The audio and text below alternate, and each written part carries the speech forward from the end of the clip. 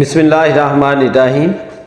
دنیا میں انسان کی دو طرح سے پہچان ہے جو اللہ تعالیٰ نے دی ہوئی ہے، بلکہ اللہ تعالیٰ نے قرآن پاک میں ذکر فرمایا ہوا ہے۔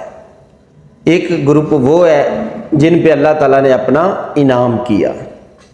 دوسرا گروپ وہ ہے جن پہ اللہ تعالیٰ نے اپنا عذاب بھیجا۔ جن پہ اللہ نے اپنا انعام کیا وہ دنیا میں عظیم انسان گزرے ہیں، انہوں نے اللہ کے احکامات کو ماننا ہے، حرام کردہ چیزوں سے وہ منع رہا ہے۔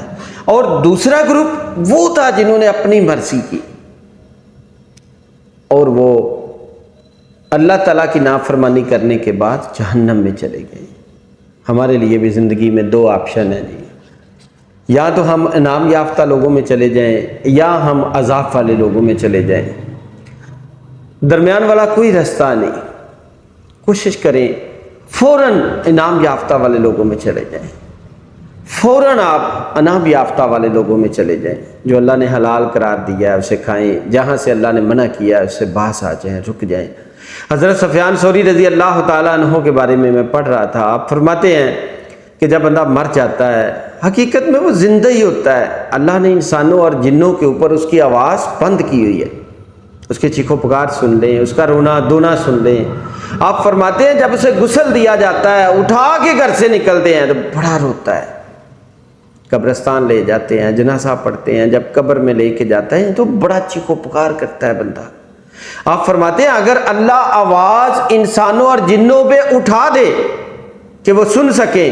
تو آپ فرماتے ہیں سننے کے بعد سارے لوگ بھاگ جائیں گے جنگلوں کی طرف، لوگوں کو نہیں ملیں گے اس دن کے بعد۔ بیوی جا کے بتائے گی میں تیری بیوی ہوں، وہ کہے گا کوئی بیوی نہیں کسی کی، وہ کہے گا میں تیرے بچہ ہوں، میں تیرا بیٹا ہوں بیٹی ہوں، وہ کہے گا کوئی کسی کا بیٹی بیٹا نہیں، کہے گا وہ فلاں بن فلاں فوت ہو گیا اور وہ کرپشن کرتا تھا، حرام کماتا تھا، چوری کرتا تھا، مجھے بتاؤ اس کا بیوی کیا قبرستان گئی ہے اس کے ساتھ، اس کا بیٹا قبرستان گیا ہے، کون اس کے ساتھ قبرستان گیا ہے؟ کوئی نہیں گیا، سارے چھوڑ کے آ گئے ہیں، بلکہ لوگ بحث برکت سمجھ کے مٹی ڈال رہے تھے، کون اس کی قبر میں لیٹا ہے؟ تو خدا کے لیے مجھے اکیلا چھوڑ دے،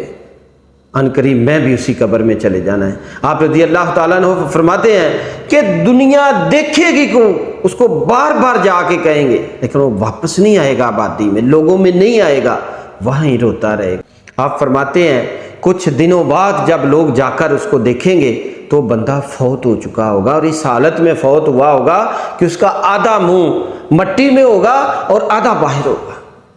آپ فرماتے ہیں کس دنیا سے محبت کرتے ہو، کس دنیا کے پیچھے بھاگتے ہو؟ تو ہمیں چاہیے کہ اپنی بھی اچھی تربیت کریں اور اپنی اولاد کی اچھی تربیت کریں، ہمیں چاہیے کہ اپنے آپ کو بھی بہتر کریں اور اپنی اولاد کی بھی اچھی تربیت کریں، جو ہمارے لیے دنیا میں بھی عزت کا سبب بنے اور آخرت میں بھی ہمارے لیے عزت کا سبب۔